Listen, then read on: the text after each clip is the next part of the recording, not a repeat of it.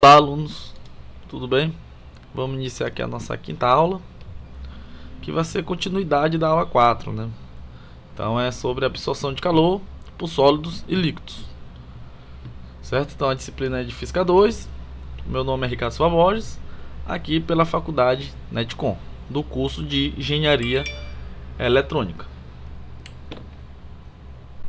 Certo, então o livro que nós vamos referenciar a nossa aula é do Halley, Resnick e Walker, que é justamente esse de capa verde, que vocês podem observar abaixo, que é Fundamentos de Física, volume 2, da nona edição da editora LTC. Certo? Então, a nossa aula 5 vai ser a absorção de calor por sólidos e líquidos, parte 2, complementando um pouco, relembrando, né, os conceitos que foram abordados, envolvendo calometria, que é a fórmula envolvendo capacidade térmica, o outro que é o calor sensível, calor específico, e calor de transformação ou calor latente, certo? Então, como forma de revisão, vamos comentar rapidamente aqui sobre capacidade térmica, né? Então, pessoal, só relembrar, né? Capacidade térmica, a fórmula é calor igual a capacidade térmica, que é aquecesão, vezes a variação de temperatura, certo?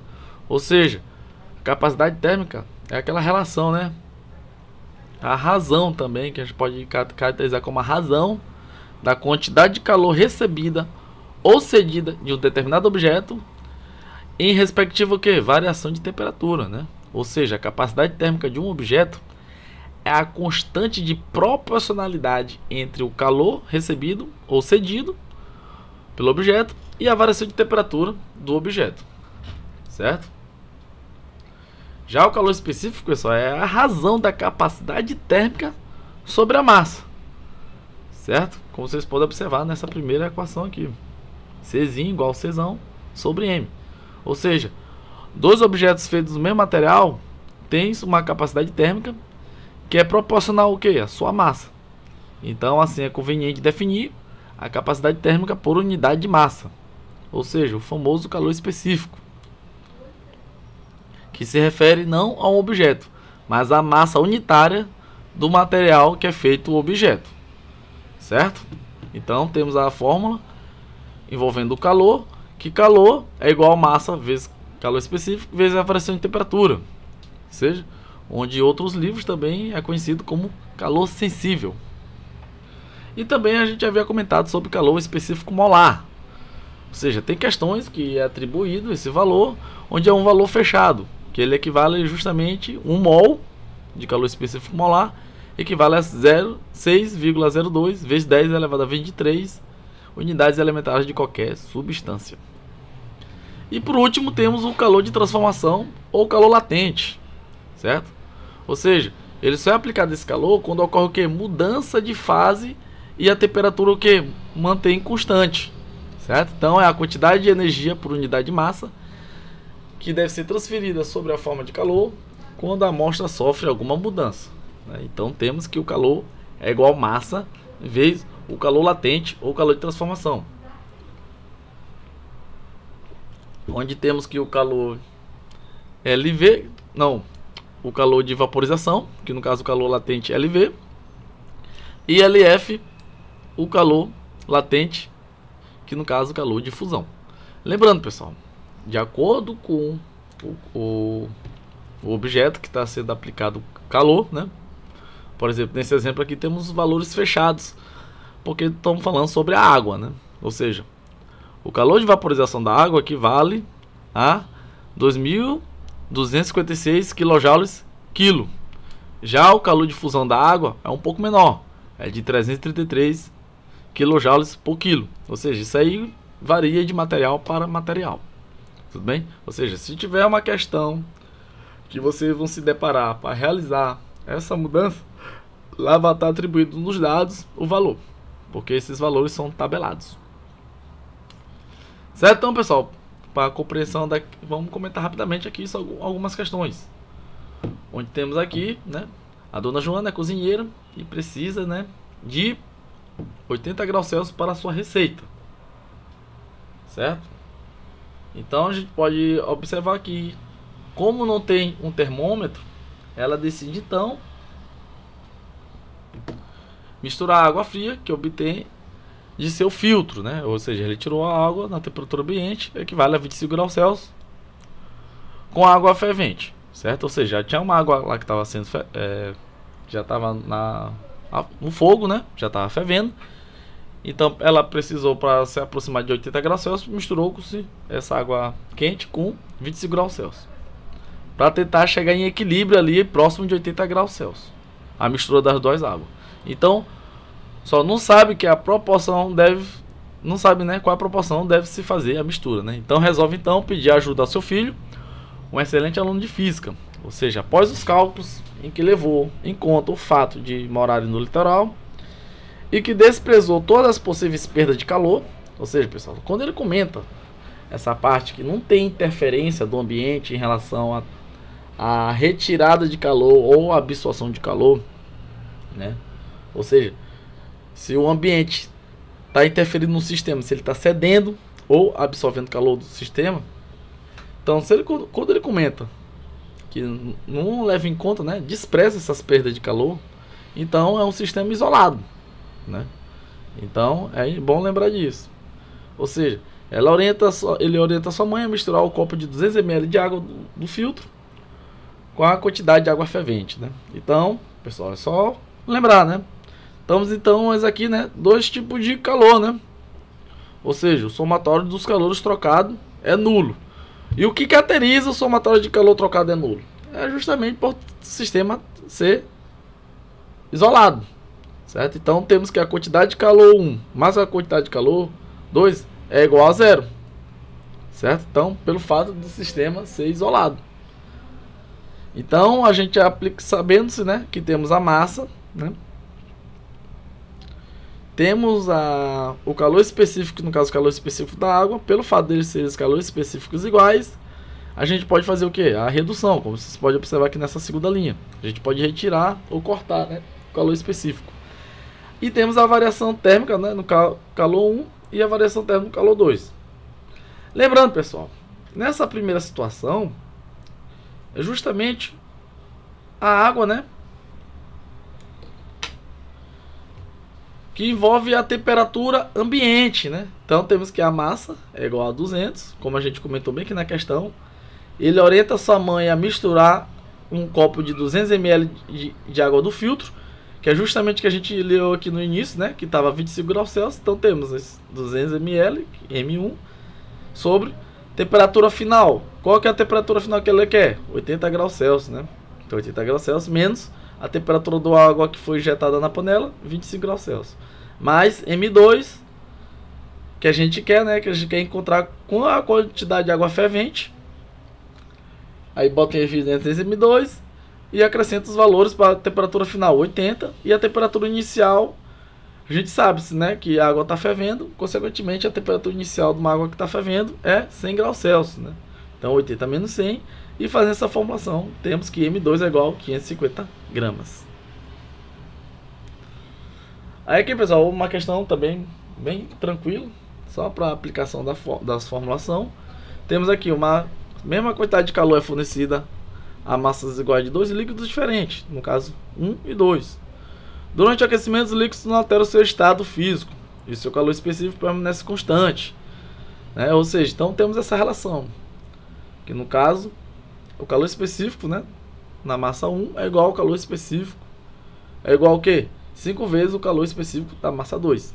Então nessa situação temos que o líquido 1 e o 2 sofrem respectivamente variação de temperatura ΔI e ΔI. Tais que ΔI é igual, ou seja, vou colocar ΔI em evidência, certo? Então faz a relação Q1 igual a Q2, certo? Porque eles estão na mesma quantidade de calor que a gente observou aqui no início da questão, e atribuindo os valores. Sabendo-se que estão trabalhando com o mesmo calor específico, que no caso aqui do mesmo líquido, a gente pode o quê? Cortá-los, né? Aí sabemos, né, que C1, como está aqui na relação da questão, C1, calor específico do líquido 1, é igual 5 vezes o calor específico do líquido 2. Então fazemos a substituição aqui de C1 por 5, C2, vezes ΔI igual C2 vezes ΔI2. Como ele quer botar aí ΔI, né, encontrar a relação com ΔI, então jogamos esse mesmo para o outro lado, né? Então, consequentemente, a gente corta C2 com C2 e fica o que? ΔI sobre 5, o resultado. Tudo bem? Agora nessa situação aqui, pessoal, essa questão muito boa também, que a quantidade de calor, né, deve absorver uma amostra de gelo de massa 720 gramas, né, seu estado inicial, a 10 graus Celsius, a temperatura inicial, para passar para um líquido, ou seja, mudar de estado do sólido para o líquido, a uma temperatura de 15 graus Celsius, certo? Então, pessoal, nessa situação, sabemos, né, que temos a aplicação de vários calor, né? O primeiro, calor aplicado, sai dessa diferença, né, de menos 10 graus Celsius para 0 graus Celsius, certo? Que no caso Q1. Depois temos o que? O Q2, que vai caracterizar justamente a mudança de fase, né, do sólido para o líquido. E o Q3 é de 0 graus Celsius, né? Porque, como a gente sabe, da mudança de estado sólido para o líquido, no calor de transformação, a temperatura que ela se mantém constante. Então, já no Q3, vai ter a variação de quê? De 0 graus Celsius para 15 graus Celsius, né? Que no caso, 15 graus Celsius final. Então, temos aqui, pessoal, justamente isso. O aquecimento do gelo, que é caracterizado justamente o primeiro processo. A fusão do gelo, que é o segundo processo. E o aquecimento da água é o terceiro processo. Tudo bem? Então, nesse primeiro processo, que é o aquecimento da água, é justamente o que? Né? O Q1, temos que a temperatura inicial é 10 graus Celsius, a temperatura final é 0 graus Celsius.